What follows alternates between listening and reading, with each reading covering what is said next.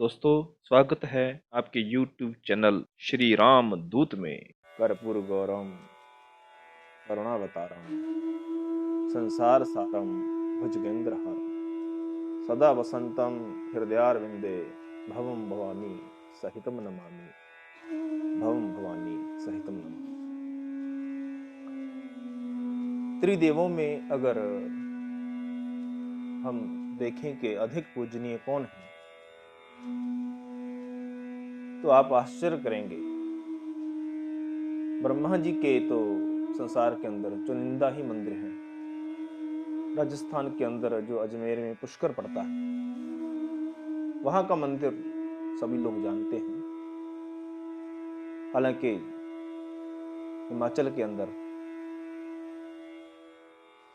उनका एक मंदिर है,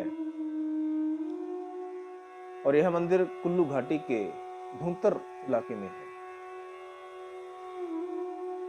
और आप केरल में जाएंगे, तमिलनाडु में जाएंगे, तो वहां भी एक एक मंदिर आपको मिलेगा, लेकिन अधिक जानकारी नहीं है। और भगवान विष्णु के, ब्रह्मा जी के बनिस्पत अधिक मंदिर हैं। लेकिन जब हम भगवान शंकर की चर्चा करते हैं, और जहां जहां भी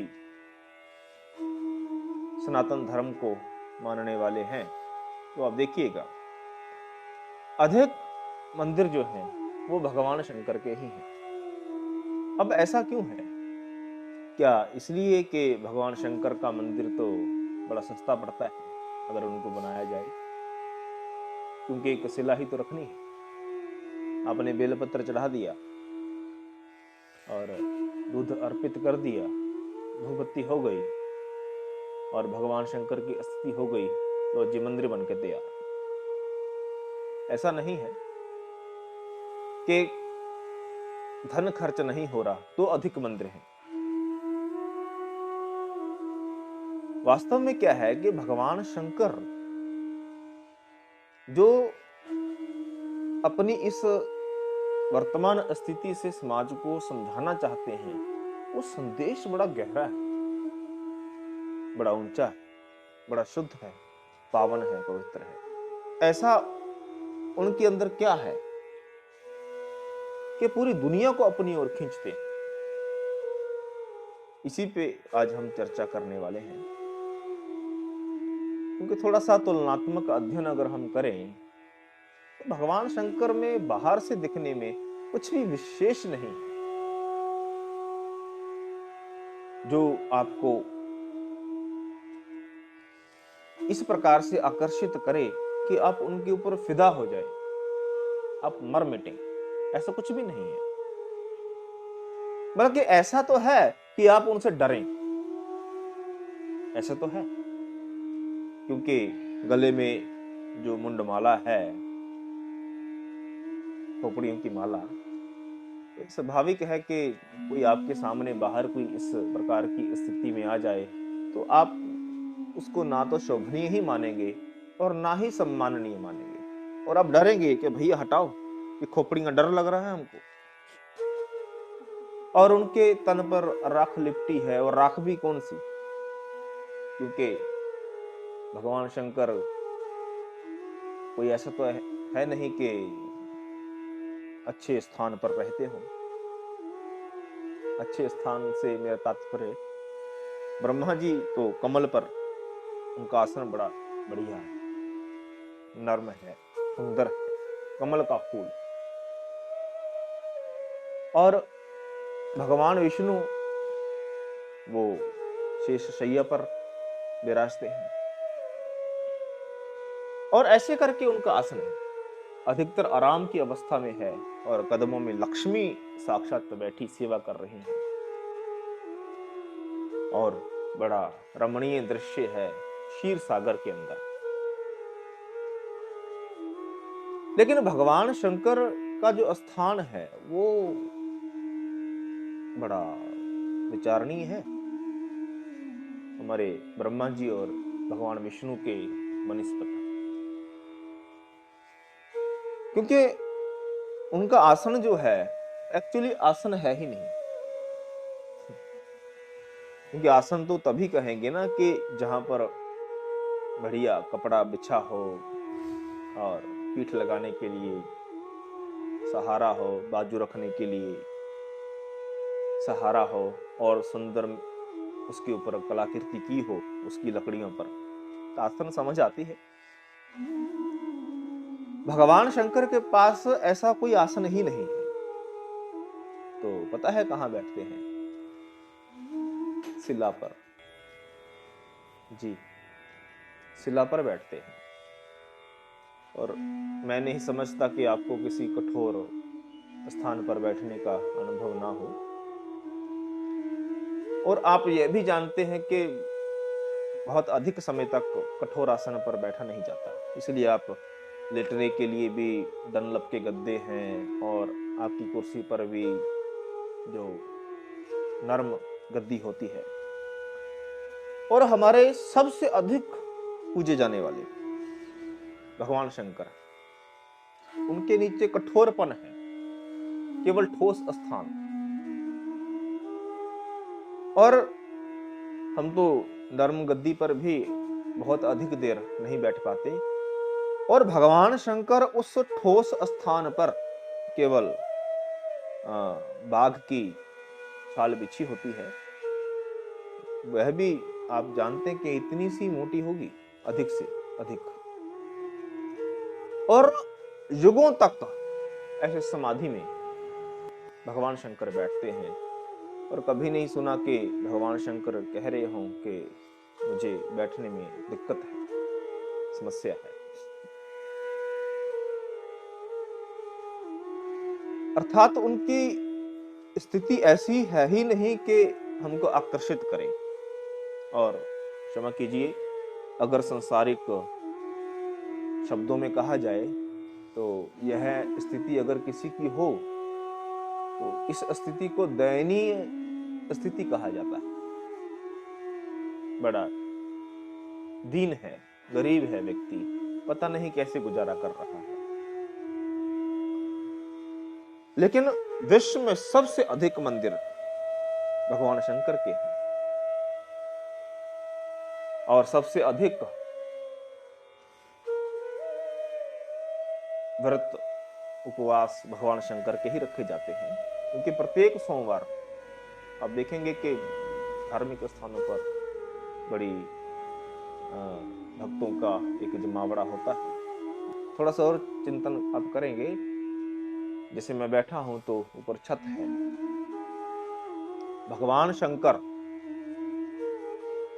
जो सभी को छत देते हैं, बड़ा ये अद्भुत सा पक्ष है, उनकी लीला है कि उनके सिर के ऊपर कोई छत नहीं, लेंटर वेंटर तो छोड़िए, घास फूस वाली झोंपड़ी की भी ऊपर छत नहीं, ऐसे ही बैठते हैं। हमने ना तो कभी सुना और ना ही किसी शास्त्र में पढ़ा, ना ही किसी तस्वीर में हमने ऐसा देखा। तो बड़ी दयनीय स्थिति है। चलो, रहने के लिए घर नहीं है, बैठने के लिए आसन नहीं है, और आप हैरान होंगे कि उनके तन पर पहनने के लिए सुंदर वस्त्र तो छोड़िए, साधारण से फटे पुराने वस्त्र भी नहीं है। तो क्या पहनते हैं? अब देखते हैं कि वो मृग छाल पहनकर मानो गुजारा सा कर रही है। और कोई ऐसा नहीं है कि शरीर का कोई सुंदर श्रृंगार किया हो, क्योंकि मैं भी जब बाहर निकलता हूं तो ऐसा तो नहीं कि मैं ऐसे ही निकल गया। कम से कम अधिक नहीं तो एक दो बार शीशे के सामने खड़ा होकर अपनी साज सज्जा को मैं थोड़ा निहारता हूं। आप भी निहारते होंगे। समय की अवधि है, किसी की अधिक है, किसी की कम है। लेकिन भगवान शंकर दर्पण देखते ही नहीं। अब दर्पण वो क्या देखेंगे दर्पण में? कोई सुंदर रेशमी बाल तो उनके है नहीं, जटाएं हैं। और कई बार जब हम सो करके उठते हैं, हमारे बाल उलझे होते हैं, और उठने के पश्चात बालों में कोई थोड़ा सा हिस्सा भी उलझा हो और वो जटा सा प्रतीत हो तो हम कंघी करते हैं, हम उसको निकाल देते हैं। भगवान शंकर के तो जटाएं ही जटाएं हैं, लहलहाते बाल है ही नहीं, तो दर्पण क्या देखेंगे। और हार श्रृंगार में तो आप समझती हैं, कोई गले में है नहीं कि माला पहने, हाँ मुंड माला पहनी है, सर्पों की माला पहनी है, और ऐसे लिबास में जाकर के वो कहें कि मैं जरा मिलके आता हूं पड़ोसियों से, तो ऐसे कोई हमारे घर में आ जाए इस वेश में, तो क्षमा कीजिएगा, मैं तो वीडियो बना रहा हूं, तो हो सकता है कि मैं वीडियो बनाता हुआ भाग जाऊं डर के।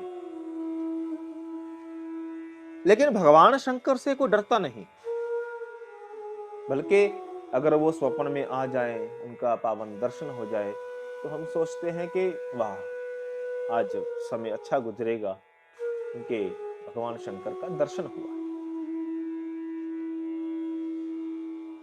संसारिक स्तर पर देखें तो भगवान शंकर में एक भी ऐसा पक्ष नहीं है जो उनका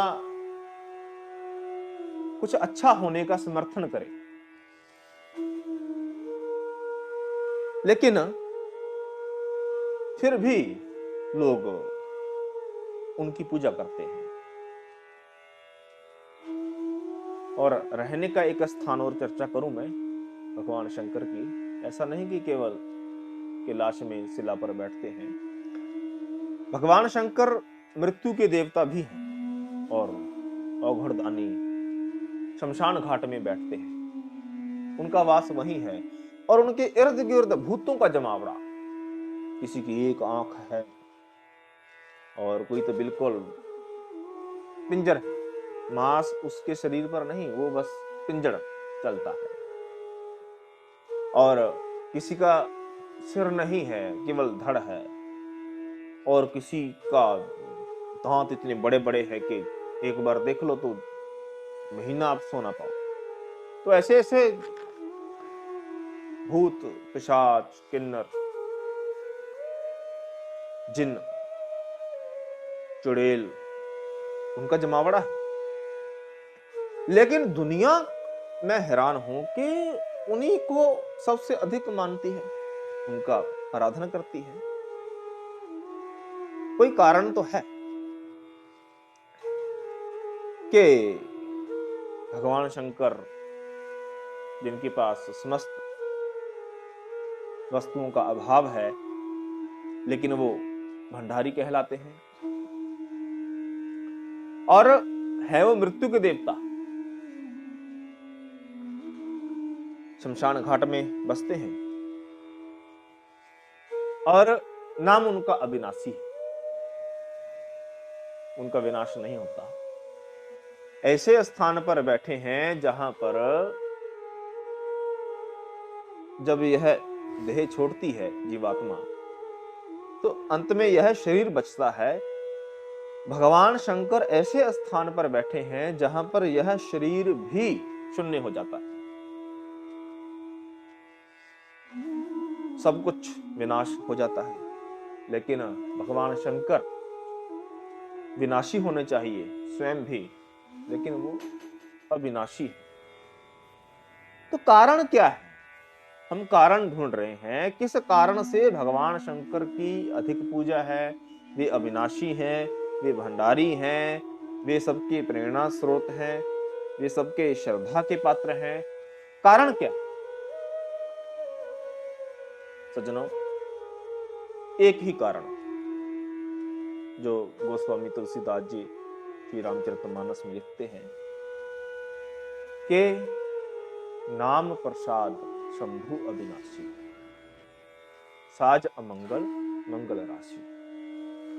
के नाम प्रसाद,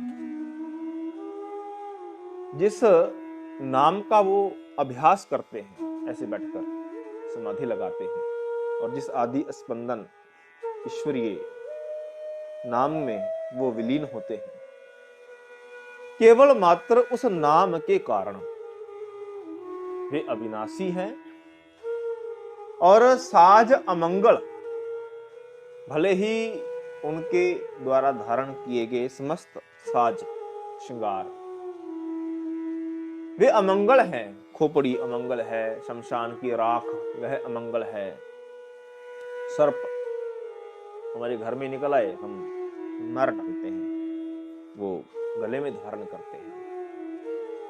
जटाएं अमंगल हैं और आसपास भूत हैं, यह भी अमंगलता का प्रतीक है।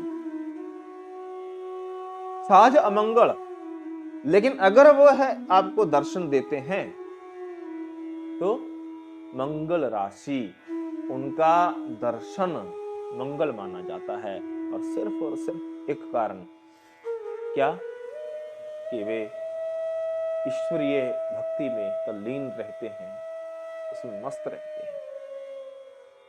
और सज्जनों, यह एक बहुत बड़ा संदेश है इस मानव जाति के लिए कि अगर आपके पास मेरी तरह कोई बैठने का स्थान भी अगर अधिक उचित ना हो, केवल शिला मात्र हो,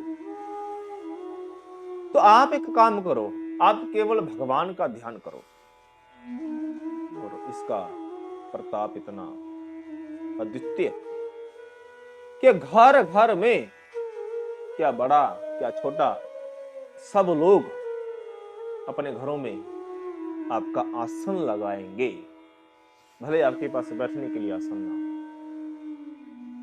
ईश्वरीय ध्यान का इतना बड़ा प्रताप है। भले ही नहीं दिखता हो कि उनके पास कोई खाद्य भंडार पड़े हैं, क्योंकि जिसके पास रहने के लिए घर नहीं होगा, उनकी किचन, रसोई घर, मैं नहीं समझता कि कहीं कोई सुंदरता से मैनेज होगी। कहां पर वो चावल दाल इत्यादि रखते होंगे, लेकिन वो भंडारी हैं, सबके भंडार भरते हैं। आप जाते हैं कैलाश मानसरोवर, उनके नाम पर बीच रास्ते में अनेकों भंडारे चल रहे हैं, कहीं कोई कमी नहीं है। इसलिए यह संदेश है कि आपको भले लगे कि हमारे पास खाने को नहीं है, सज्जनों, आप थोड़ा सा प्रयास तो करो। बहुत भागे हैं दुनिया के पीछे, लेकिन यह माया, तो कहते हैं कि माया छाया एक सी, बिरला बुझे कोई। भक्तन के पीछे फिरे, माया चेरी। और माया और छाया तो एक जैसी ही है। जैसे छाया होती है, मेरे पीछे अगर सूर्य है, मैं यहां खड़ा हूं, तो मेरी छाया कहां पर होगी? मेरे सामने। मैं अपनी ही अगर छाया को अब पकड़ना चाहूं, तो मैं जितना भी दौड़ूंगा उसको पकड़ने के लिए, तो वह छाया पकड़ में नहीं आएगी, बल्कि जितना मैं उसके पीछे दौड़ूंगा, उतनी ही वह आगे दौड़ती रहेगी और मेरे हाथ नहीं आएगी। मैं परेशान हो जाऊंगा। हाँ, अगर मैं चाहता हूं कि मेरी ही छाया मेरे पीछे आए, तो मुझे सिर्फ एक कृत्य करना पड़ेगा कि मुझे जो सूर्य की तरफ पीठ की हुई है, सूर्य की तरफ पीठ नहीं, बल्कि सूर्य की तरफ मुख करना होगा। और सूर्य की तरफ चलूंगा तो मेरी परछाई, मेरी छाया स्वतः ही मेरे पीछे पीछे दौड़ेगी। आप भले कहो कि मेरे पीछे मत आओ, लेकिन छाया आपके पीछे आना छोड़ेगी नहीं, यह सत्य है। माया छाया एक सी, बिरला बुझे कोई। अगर मैं ईश्वर से विमुख होकर ईश्वर को पीछे रखूं और तब कहूं कि आगे मेरी माया है, मैं उसको पकड़ूं, तो आप जितना भी माया के पीछे भागेंगे, तो माया छाया की तरह आपके आगे भागती रहेगी, आपके हाथ नहीं आएगी। हाँ, थोड़ा मुख पलटा लीजिए, ईश्वर की तरफ कर लीजिए, ईश्वर की तरफ चलिए, तो क्या होगा? वह माया स्वतः ही आपके पीछे आएगी। भक्तन के पीछे फिरे माया चेरी हुए, जैसे नौकर आपके पीछे चलता है तो माया आपकी चेरी हो जाएगी, अर्थात नौकर हो जाएगी। इसलिए भगवान शंकर की यह बाहरी दशा भले ही शोभनीय प्रतीत ना होती हो, अमंगल प्रतीत होती हो, लेकिन तब भी इसके पीछे संसार को सुखी होने का, संसार को आनंद में रहने का, संसार को जीना कैसे है, यह सिखाने का बहुत बड़ा संदेश है। इसलिए सज्जनों, आप ध्यान की अवस्था में जाएं, ध्यान को प्राप्त करें, क्योंकि जिसके पास ध्यान है, जिसके पास ज्ञान है, जिसके पास भगवान है, वह कभी दरिद्र नहीं होता, बल्कि समस्त जगत में उसकी ख्याति फैलती है। आपके पास कुछ ना हो, रहने के लिए भगवान के पास घर नहीं ना, तो लोगों ने इतने घर बना दिए, अर्थात उनके मंदिर बना दिए कि बड़े से बड़े धनाढ्य व्यक्ति जाकर के अपना घर छोड़ करके उनके घर में जाकर के अपने मस्तक को नवाते हैं। इसलिए अगर ऐसी समझ अभी नहीं है तो प्रार्थना कीजिए, जिनको भी आप मानते हो कि प्रभु हमको ऐसी समझ दो, हमको ऐसी बल बुद्धि दो कि हम तेरी ओर बढ़ें। और आप देखिएगा, आप ईश्वर को नहीं ढूंढ सकते, आप केवल प्रार्थना कीजिए, भगवान अपने आप योग बनाते हैं, किसी ना किसी को, अपने दूत को भेजते हैं और आपके पास वो दूत आएगा। आप विश्वास कीजिए। इसलिए सज्जनों, सब सुखी हों, सर्वे भवन्तु सुखिनाम, सर्वे सन्तु निरामया, सब निरोगी हों, ऐसी कामना है। तो इसी के साथ मैं आज की विवेचना को विराम देता हूँ। हमारे YouTube चैनल श्री राम दूत को अगर मन को थोड़ा सा अच्छा लगा हो तो कृपया लाइक जरूर कीजिए, शेयर कीजिए, कमेंट कीजिए और ईश्वर की ओर उन्मुख हों। बस यही भावना है, यही प्रार्थना है। धन्यवाद, शुक्रिया।